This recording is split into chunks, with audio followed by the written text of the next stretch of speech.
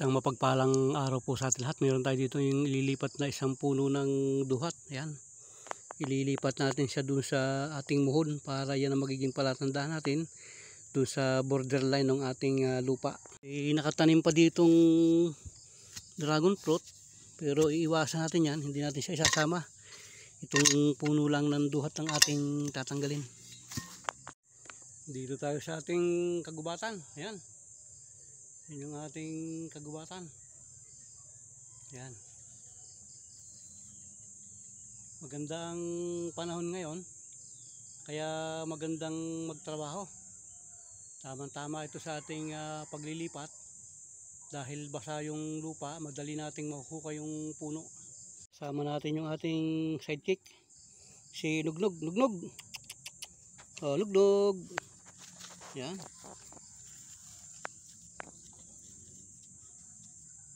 Lundag na lundag, magalaw tong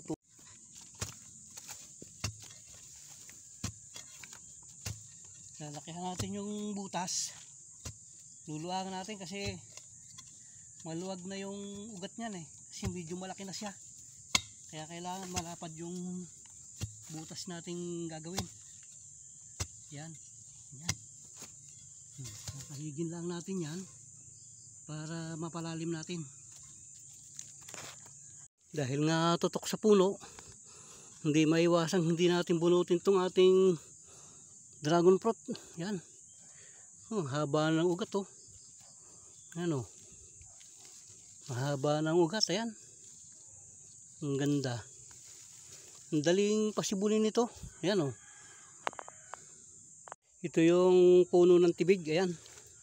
Nung pinutol natin ay nakita nyo lumabas yung tubig sa kanyang katawan, ayan oh.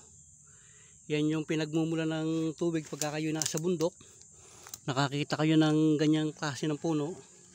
Pag yan ay malaki, huhukay lang kayo dyan. At siguradong may lalabas na tubig. So dito natin siya ilalagay para matibay siya. Ayan. Kasi ang dragon fruit kailangan mayroon siyang sinasandigan So yan, tabunan natin. Nilaliman ko yung kanyang butas para matibay siya. Yan o. Yan. Okay na siya dyan. Ito naman yung ating bagong experiment na mangga. Yan. Ang nasa ilalim po niyan ay katas ng aloe vera at saka itlog. Yan. Titingnan natin kung mabubuhay siya.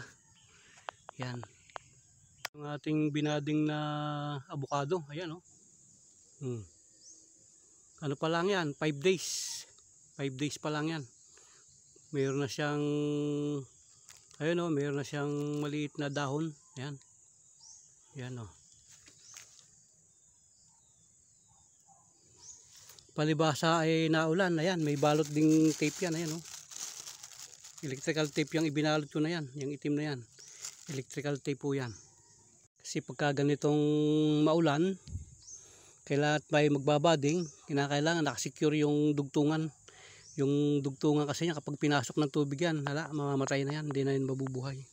Asa nga ay medyo malaki na tong puno ng duhat, kaya medyo malalim na yung kanyang ugat, ayan oh. Malalim na, ayan. Pero tsatsagain nating hukayin yan hanggang sa mabunot natin. Ganda kasi itong duhat na to kaya hindi ko siya papatayin. Malaki kasi yung bunga niyan Yan. Bigay sa akin ng pinsan ko dati yan. Tinanim ko dyan. Nangihinayang naman ako dahil malaki nga ang bunga niya. Nabunot na natin. Yan na siya. Babawasan natin yung kanyang taas para madali siyang mabuhay. Yan. So ito yung ating cow manure. Nilagyan natin ng ipa, ng palay. Nilagyan natin ng abono. Yan ang ilalagay natin. Dahil nga po sa itong ating kagubatan ay medyo matarik. Hindi natin nakuha sa isang bira. Kinakailangan nating magpahinga muna. Dahil talagang matarik ito ang kagandahan ng panahon.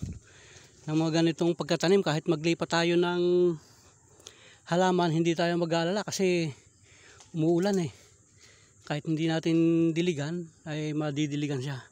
Kaya siguradong pag naglipat tayo, mabubuhay sigurado yon. So yan, nahukay na rin natin. Yan o, nilaliman natin. Yan siya.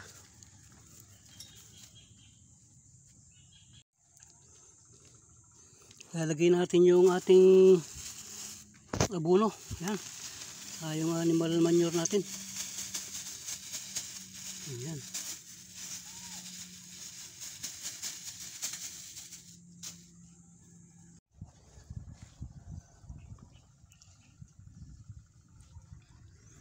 Bubuhos natin itong dala nating tubig. Ayan.